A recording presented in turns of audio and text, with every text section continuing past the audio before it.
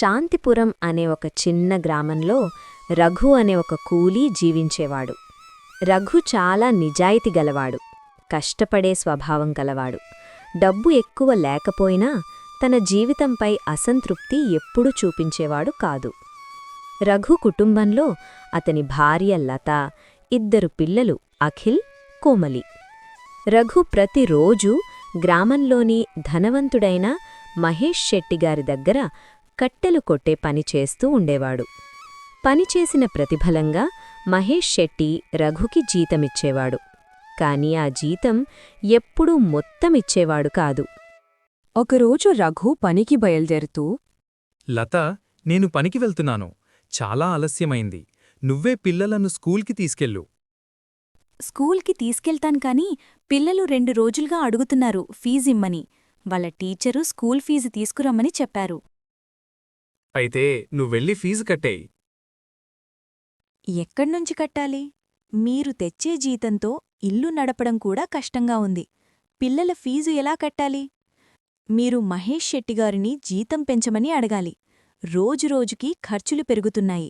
కూరగాయలు కొనాలంటే ధరలు ఆకాశాన్ని తాకుతున్నాయి. పిల్లల చదువు, ఇంటి ఖర్చులు, ఇంత తక్కువ జీతంతో ఇల్లు ఎలా గడుస్తుంది? సరే, ఈరోజే మహేష్ శెట్టిగారిని జీతం పెంచమని అడుగుతాను అని చెప్పి పనికి బయల్వేర్కాడు. ఇవాళ జీతాలిచ్చే రోజు. ఈసారి శెట్టిగారు ఏం కారణం చెబుతారో చూడాలి. ఎప్పుడూ ఏదో ఒక సాకు చెప్పి జీతం తగ్గించిస్తారు. నాకు అవసరముందని 2000 రూపాయలు తీసుకుంటే దానికి ఎక్కువ వడ్డీ వేసి కిందటి నెల జీతంలో సగం మాత్రమే ఇచ్చారు. అవును సోదరా, నిజమే. నేను కూడా ఆరోగ్యం బాగాలేదని 2 రోజులు సెలవు పెడితే 5 రోజులు జీతం కట్ చేశాడు. ఈ మహేష్ శెట్టి ఎప్పుడూ ఇలాగే అందర్నీ మోసం చేస్తుంటాడు. పని పూర్తిగా చేపించుకుంటాడు, డబ్బులు మాత్రం సగమే ఇస్తాడు. ఏమో సోదరా, నాకు మాత్రం డబ్బులు చాలా అవసరం. పిల్లలకి స్కూల్ ఫీజు కట్టాలి. శెట్టిగారిని ఈసారి పూర్తి జీతం ఇవ్వమని అడుగుతాను. తర్వాత అందరూ వారి పని చేయడం మొదలుపెడతారు. పని పూర్తయ్యాక శెట్టిగారిని కలవడానికి వెళ్తారు. శెట్టిగారు, ఈరోజు జీతాలిచ్చే రోజు. మాకు ఈ నెల జీతం ఇవ్వండి. చూడండి, ఇప్పుడు మీకు ఇవ్వడానికి నా దగ్గర డబ్బుల్లేవు. చెక్కలింకా అమ్ముడు కాలేదు. మొత్తం లెక్కలన్నీ గోడౌన్లోనే పడి ఉన్నాయి. 2 రోజులు ఆగండి, మీ డబ్బులు మీకు అందుతాయి. కాని శెట్టిగారు, మా దగ్గర 1 రూపాయి కూడా మిగల్లేదు. మొత్తం జీతం ఖర్చయిపోయింది. ఇంట్లో సరుకులు తీసుకురావాలి. పిల్లల స్కూల్ ఫీజు కూడా కట్టాలి. చెప్పాను కదా, 2 రోజుల్లో మీ డబ్బులు మీకందుతాయి. ఇప్పుడు నా దగ్గర డబ్బుల్లేవు అని చెప్పగానే అందరూ నిరాశగా తిరిగి ఇళ్లకు వెళ్ళిపోయారు. యావండి, జీతం వచ్చిందా? లేదు లత, 2 రోజులు తర్వాత ఇస్తా అన్నారు. 2 రోజులా? రేపు ఫీజివ్వకపోతే పిల్లల్ని స్కూల్కి రానివ్వమన్నారు. ఇప్పుడెలా మరి? మన చేతిలో ఏమీ లేదు లత. 2 రోజుల్లో డబ్బులు వచ్చాక పిల్లలు స్కూల్ ఫీజు కట్టేద్దాం. అలా 2 రోజులు గడిచాయి. ఇదిగో, నీకు ఈ నెల జీతం 5000 రూపాయలు. అదేంటి శెట్టిగారు, నా జీతం 10,000 కదా. నువ్వు పని మధ్యలో చాలాసార్లు విశ్రాంతి తీసుకున్నావు కదా, అందుకే నీ జీతం తగ్గింది. నేను చాలా కష్టపడ్డాను. ఇది చాలా అన్యాయం శెట్టిగారు. ఇదిగో రఘు, నీ జీతం 5000. ఇదేంటి శెట్టిగారు, 5000 ఇస్తున్నారు? నా జీతం 10,000 కదా. నేను ఏ ఒక్కరోజు కూడా సెలవు పెట్టలేదు. అయినా నాకెందుకు తగ్గించారు? బయట మార్కెట్లో చెక్కల రేటు బాగా తగ్గిపోయింది. అందుకే నీ జీతం కూడా తగ్గింది. శెట్టిగారు, పిల్లలకి స్కూల్ ఫీజు కట్టాలి. దయచేసి అర్థం చేసుకోండి. చెక్కల రేటు పెరిగాక జీతం పెంచుతా. ఇష్టముంటే తీసుకో, లేదంటే మానేయ్. రఘు ఏం మాట్లాడకుండా డబ్బులు తీసుకున్నాడు.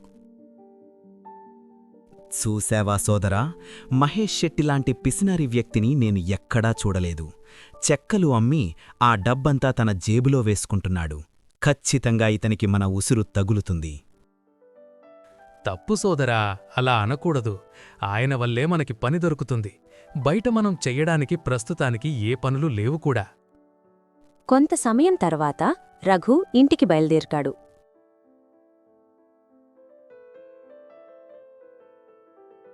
వచ్చారా? జీతమెంతొచ్చింది? లత 5,000 మాత్రమే ఇచ్చినారు. ఈ 5,000 రూపాయలతో ఇల్లెలా గడుస్తుంది? పిల్లల ఫీజు కూడా కట్టాలి కదా. ముందు పిల్లల ఫీజు కట్టెయ్యి. మిగిలిన డబ్బులతో మనం ఏదోలా సరిపెట్టుకుందాం. శెట్టిగారిని పూర్తి జీతం ఎందుకు అడగలేదు? అడిగాను లత. ఆయన మొహం మీదే చెప్పేశాడు. డబ్బులు తీసుకుంటే తీసుకో, లేదంటే వేరే పని చూసుకో అన్నాడు. నేనేం ఆలోచిస్తున్నానంటే, రేపు పని పూర్తయ్యాక వేరే పనేదైనా దొరుకుతుందేమో చూస్తాను. తరువాత రోజు ఉదయం రఘు పనికి బయలుదేరుతాడు. శెట్టిగారి దగ్గర పని పూర్తవ్వగానే ఊర్లో ఉన్న ప్రతి దుకాణం దగ్గరకు వెళ్లి పని అడుగుతాడు. కాని ప్రతి దగ్గర రఘుకి నిరాశే మిగులుతుంది. ఇక్కడి ఎలాగో పని దొరకలేదు. పక్క ఊరు వెళ్లి ప్రయత్నిస్తే సరి. తరువాత రఘు ఇంటికి వచ్చి దారిలో తినడానికి సరిపడా ఆహారం తీసుకుని పక్క ఊరిలో పని వెతకడానికి బయలుదేరాడు.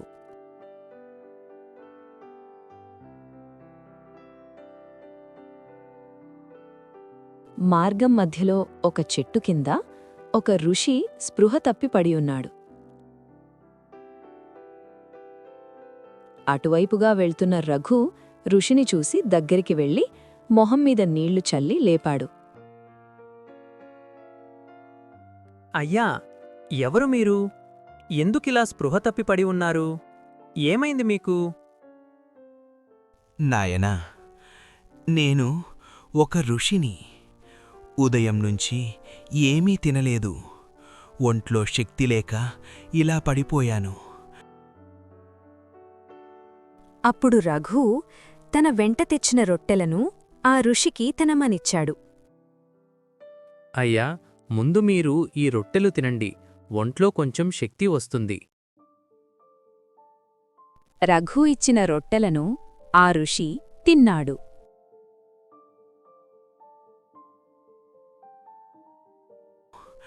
నా ఆకలి తీర్చినందుకు ధన్యవాదాలు నాయనా. అయ్యా, ఈ అడవిలో మీరు ఏం చేస్తున్నారు? నాయనా, ఈ అడవికి పక్కనే మా ఆశ్రమం ఉంది.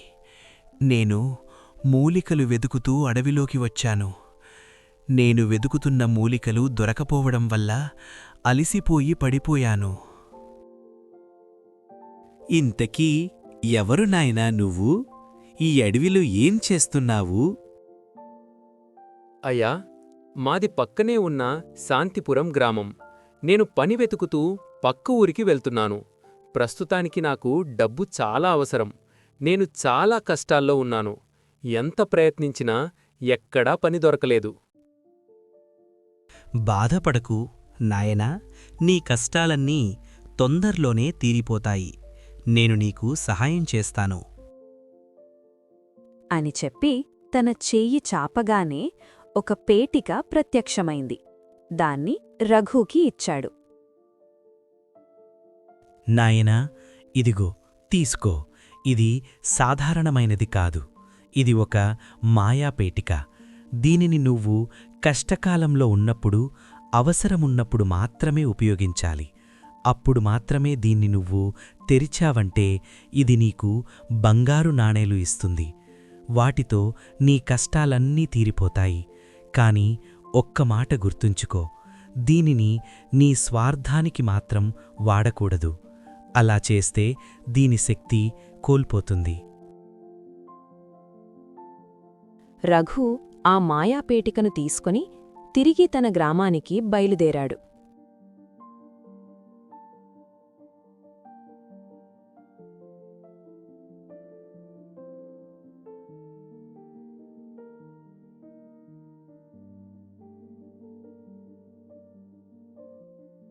ఏవండి వచ్చారా?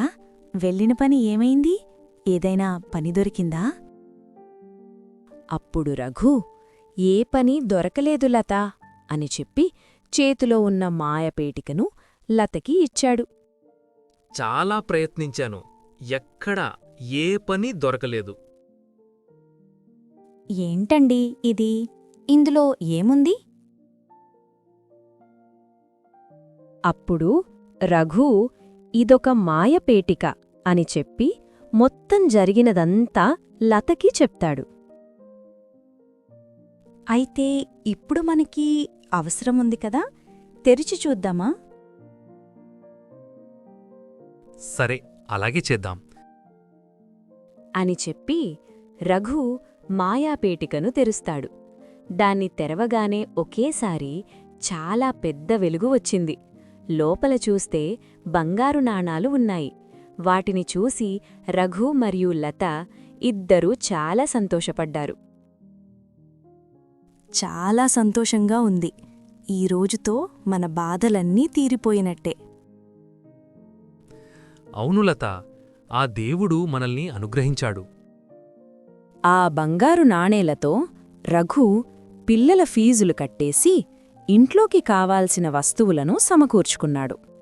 మిగిలిన నాణేలతో రఘు చిన్న వ్యాపారాన్ని మొదలుపెట్టాడు. తన తోటి కూలీలను కూడా రఘు తన దగ్గర మంచి జీతానికి పనిలో పెట్టుకున్నాడు. తన వ్యాపారం కూడా మంచి లాభాలతో అభివృద్ధి చెందింది. అలాగే ఊర్లో ఉన్న పేదవారికి, బాధలో ఉన్నవారికి సహాయం చేసేవాడు. రఘు తన భార్య పిల్లలతో సంతోషంగా జీవించసాగాడు.